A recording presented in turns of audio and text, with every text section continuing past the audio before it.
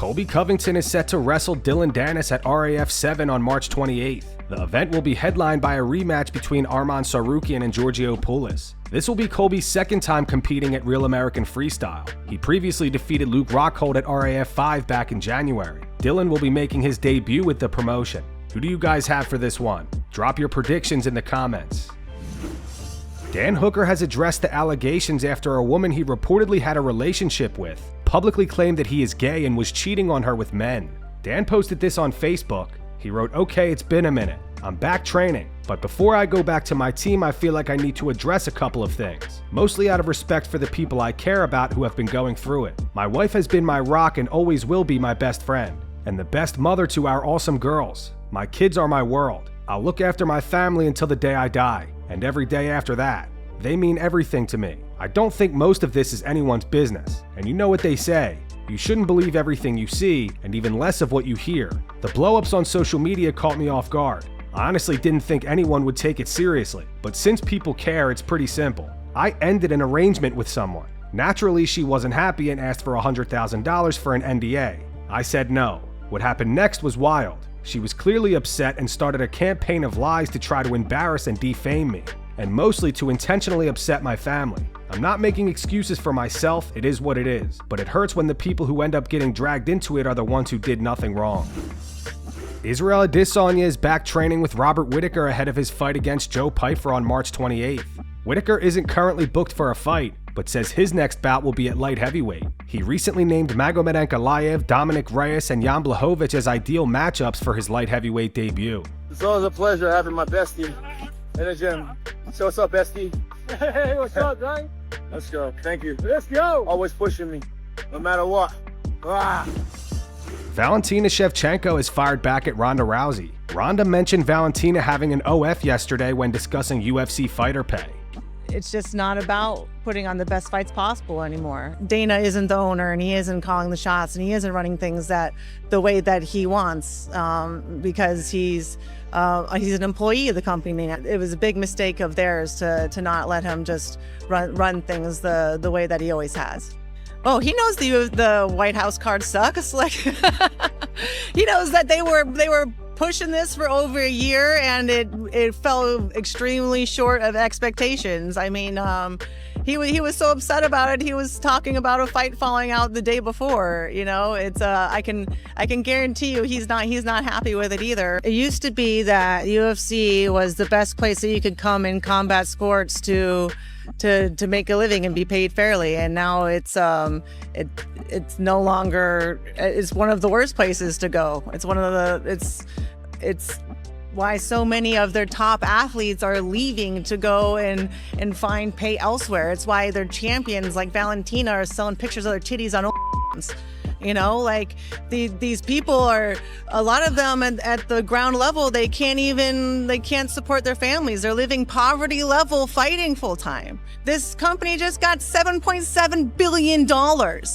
There's no reason that they can't afford to pay their athletes at least a living wage. I'm happy I'm out of that. That's all what I can say. Valentina responded to Ronda via X. She wrote, "It's 2026. Fighters using OF is just a new way to connect with fans. Looks like Ronda slept too long after her last fight in 2016, referring to when Ronda got knocked out by Amanda Nunes in the first round." Francis Ngannou has weighed in on Jon Jones' ongoing situation with Dana White and the UFC. Francis responded to a post Jon made on X, addressing Dana's comments at the UFC 326 post-fight press conference. Dana claimed that Jon was never going to be on the White House card, but Jon fired back saying he was in real negotiations with the UFC. Francis said watching this story unfold yesterday was very interesting. I have lots to say, but for now, Johnny boy, if you manage to get your freedom, then let me know. You deserve that $30 million after everything you've done for the sport, and they should be rolling out the red carpet for you. Daniel Cormier explains why he feels bad for Jon Jones in wake of the news that he will not be fighting on the White House card. Hey, let me tell you something. What's up? I gotta say this, bro. I kind of felt bad for him. Because let's go. No, I felt bad for Jon because it just seemed like he wanted to fight on that card bad. He seemed crushed. He's laying in bed and he seemed crushed. I think this is kind of like almost like a come to Jesus moment, Ben, where you're like, at 28-29, no matter what you did, you got, when he got that event canceled with Chael, they said he'll never headline again. He was selling pay-per-views, so you had to go back to him. But now at 38-39, he's got like bad hips and injuries and looks like he's on his way out. They're kind of like you said, you're not going to prove value to me in the long term, so I don't think we need to bend over for you anymore. After suffering a unanimous decision loss to Caio Borralho at UFC 326, Reinier de Ridder has announced he's moving up to the light heavyweight division. Oh, eat some donuts for me, come on. Eat some donuts. Come on, bro, after work. Eat some donuts, man, come on. What are you doing, bro? I'm giving you some donuts, you need this. Eat a donut, brother, come on. I gotta cut. Too healthy, all too healthy people. You can use a donut, brother. You're getting too skinny, come on, eat one. Come on, eat a fool. How you feel, man? I'm good. Yep. Yeah, just sad, but it's okay. It's okay.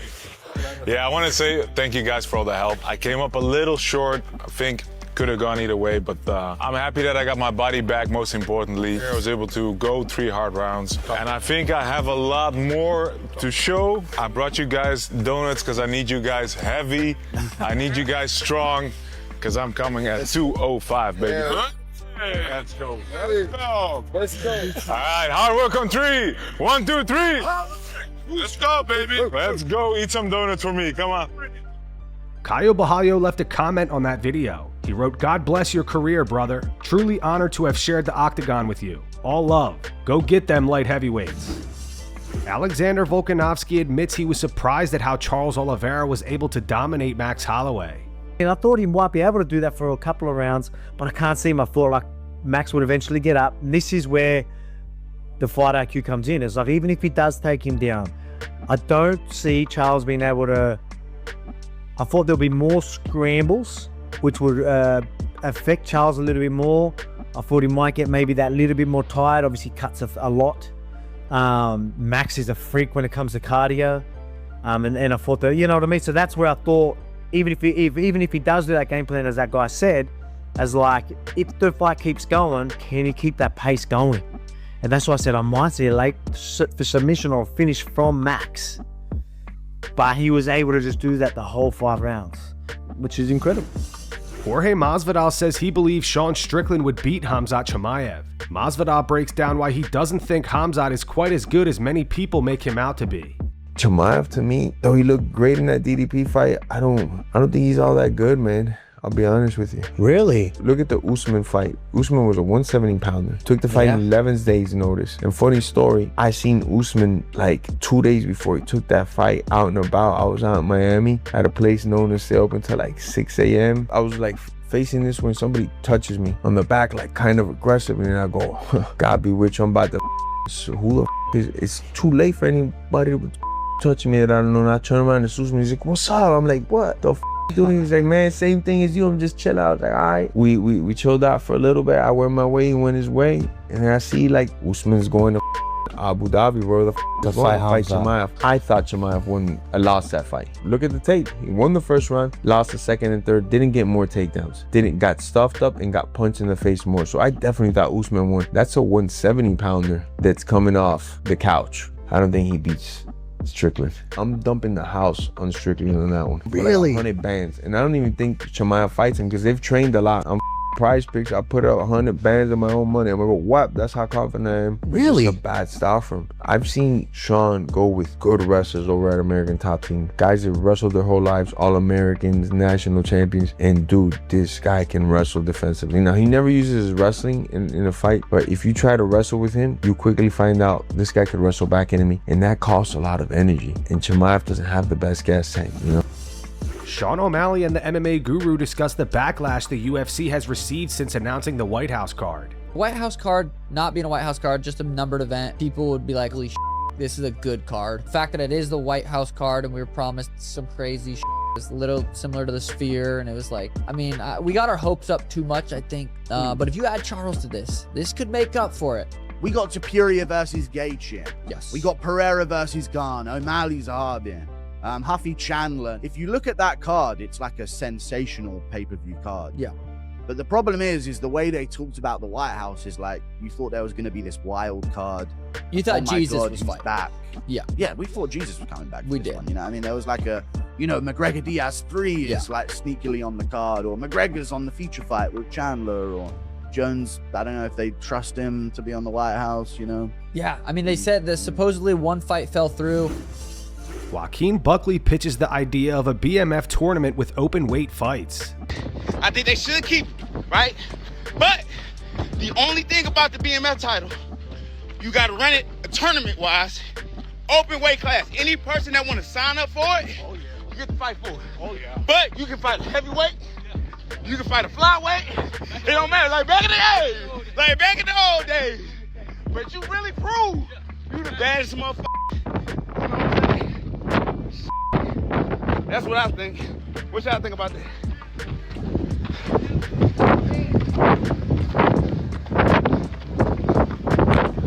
I told you you're gonna make it right on time.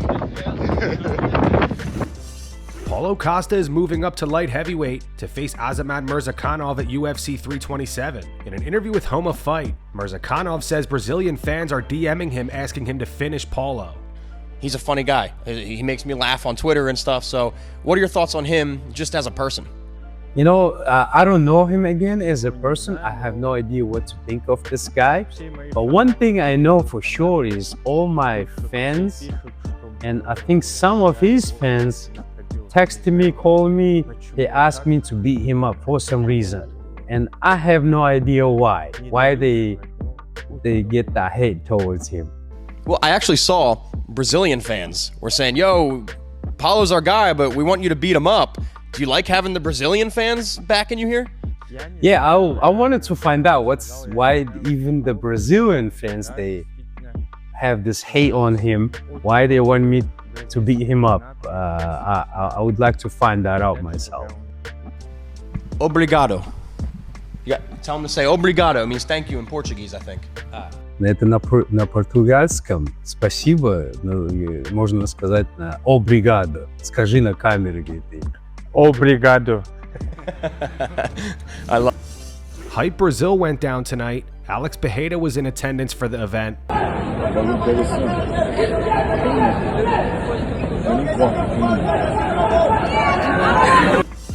Shara Bullet competed against Edson Barboza in a 10-minute grappling bout. Neither fighter was able to secure a submission, so the match was declared a draw. They discussed going an extra minute, but Edson said he'd prefer a rematch at a later date so he can get in shape. He had taken the bout on just 2 days' notice after Jorge Masvidal pulled out.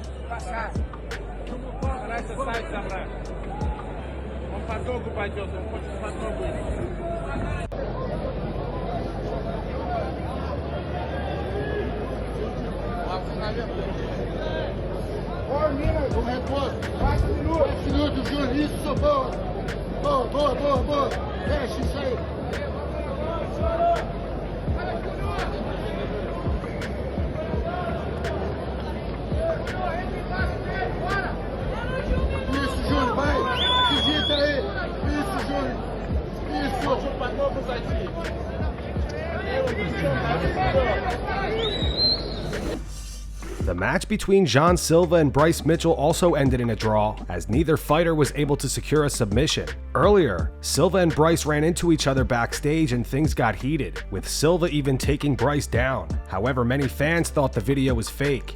After the match, both fighters hugged and showed respect for each other.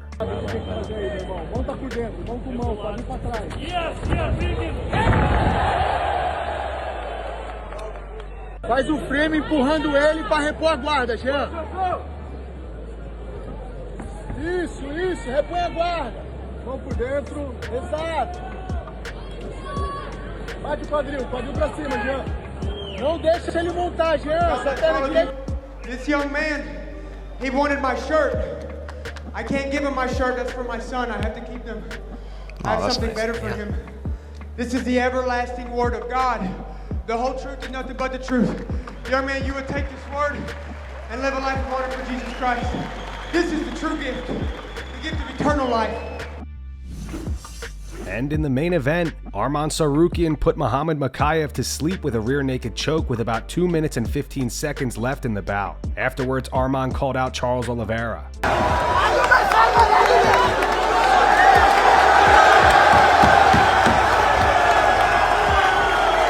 Muhammad Mokaev posted this on X after the event. He wrote, "Back to flyweight. Never give away 25 kg anymore." I want to fight next Charles Oliveira. Let's go. And that's going to wrap it up for the news. Thanks for watching. For daily MMA news and content, subscribe to Full Mount MMA and click the bell icon to be notified when we post videos. Here are the 3 top comments from last video. The first one's from Dave. It says, "What? Dana has never lied about anything ever." The second one's from Wine For Me Baby. It says, "Max, what's your favorite food? I guess we're gonna find out Saturday night." And the final one's in reference to Ilia Topuria going off on Islam, saying he pulled out of the fight at the White House card, which is why he's now fighting Justin Gaethje. It's from I Don't Have a Name. It says, "It wasn't supposed to be you, Justin." Those were the 3 top comments from last video. If you want to be featured in the next one, all you have to do is comment down below. And if you missed yesterday's news, click the video on screen right now to get caught up.